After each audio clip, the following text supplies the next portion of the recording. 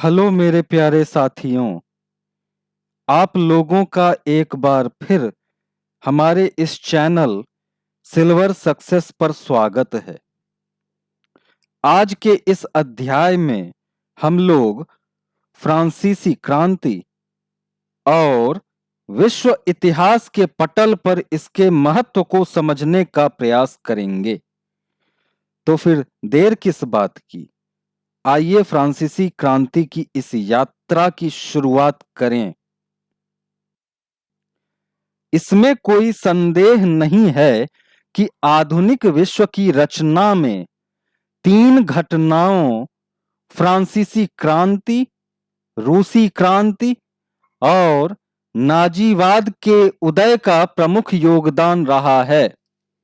फ्रांसीसी क्रांति ने फ्रांस में राजतंत्र को समाप्त करके अर्थात विशेषाधिकारों पर आधारित व्यवस्था से शासन की एक नई व्यवस्था का सूत्रपात किया। क्रांति के दौरान तैयार किया गया मानव अधिकार घोषणा पत्र एक नए युग का संकेतक था।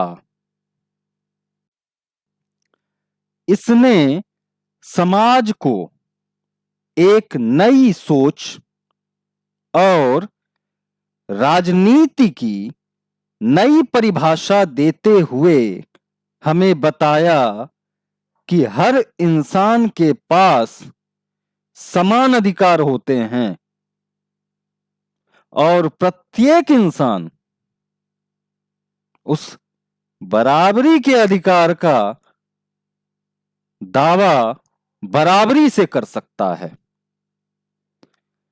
भारत, चीन, अफ्रीका और दक्षिणी अमेरिका में हुए उपनिवेशवाद विरोधी आंदोलनों ने कहीं न कहीं अप्रत्यक्ष रूप से ही सही इस सोच को एक सकारात्मक बल दिया, सकारात्मक सहयोग दिया। आगे बढ़ने से पहले हमें फ्रांसीसी क्रांति को समझना चाहिए, क्योंकि आने वाले वीडियोस में हम लोग फ्रांसीसी क्रांति की चर्चा करने वाले हैं। उसके लिए जरूरी है कि इसके मूल आधार को समझें। इस क्रांति को एक अफवाह ने आरंभ में हवा दी थी, इसलिए कुछ इतिहासकार इस अफवाह को इस क्रांति का तात्कालिक कारण मानते हैं। 14 जुलाई 1789 की सुबह पेरिस नगर में हर तरफ डर का माहौल था। सम्राट ने सेना को शहर में घुसने का आदेश दे दिया था। आम जनता के बीच एक अफवाह फैल चुकी थी कि शहर में सेना बुलवाकर सम्राट निहत्थी जनता पर गोलियां चलवाने का आदेश देने वाले हैं। इस अफवाह से भ्रमित होकर लगभग 7,000 लोग टाउन हॉल के सामने जमा हुए और एक जनसेना का गठन किया। लेकिन उनके सामने एक बहुत बड़ा प्रश्न था कि सशस्त्र सेना जो कि सम्राट की थी, उससे कैसे लड़ा जाए, क्योंकि इनके पास हथियार तो थे नहीं। यह बहुत बड़ा प्रश्न था कि हथियार है नहीं और हथियारों की व्यवस्था कहां से की जाए। इस समस्या के निदान के लिए वे बहुत से सरकारी भवनों में जबरदस्ती घुस गए और इस क्रम को आगे बढ़ाते हुए सैकड़ों लोगों का एक समूह पेरिस नगर के पूर्वी भाग की ओर बढ़ा, क्योंकि वहां पर एक किला हुआ करता था। जिसका नाम बास्तील का किला था। इस किले को लोगों ने 3 प्रमुख कारणों से तोड़ दिया। नंबर 1, लोगों को यहां से काफी मात्रा में गोला बारूद और हथियार मिलने की संभावना थी। नंबर 2, इस किले में बंद 7 कैदियों को लोग मुक्त कराना चाहते थे। नंबर 3, सम्राट की निरंकुश शक्तियों का प्रतीक होने के कारण यह किला लोगों की घृणा का केंद्र था।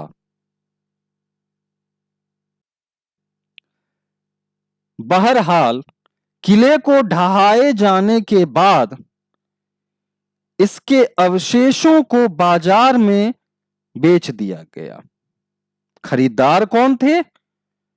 खरीदार वो लोग थे जो इस विध्वंस को बतौर स्मृति चिन्ह संजो कर रखना चाहते थे।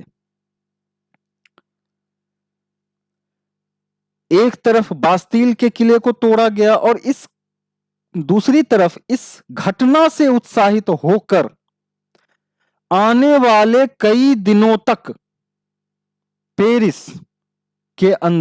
नगर के अंदर और पेरिस नगर के आसपास के सुदूर ग्रामीण क्षेत्रों में लोगों ने प्रभावी ढंग से विरोध प्रदर्शन और संघर्ष को मूर्त रूप दिया। पाव रोटी की महंगी कीमतों का विरोध एक बड़े जनमानस ने किया, जो कि इस विरोध प्रदर्शन और संघर्ष का बेहतरीन उदाहरण है। कुछ इतिहासकार मानते हैं कि फ्रांसीसी क्रांति कोई एक घटना नहीं थी। ना, ये कोई एक घटना नहीं थी, बल्कि यह एक लंबे घटनाक्रम का परिणाम थी, जिसकी परिणति फ्रांस के सम्राट को फांसी दिए जाने में हुई। अगले वीडियो में हम लोग जानेंगे फ्रांसीसी क्रांति से पहले वहां का समाज कैसा था, लोगों को किन किन तकलीफों का सामना करना पड़ता था, और इसके अतिरिक्त बहुत कुछ हम लोग सीखेंगे। तब तक के लिए धन्यवाद।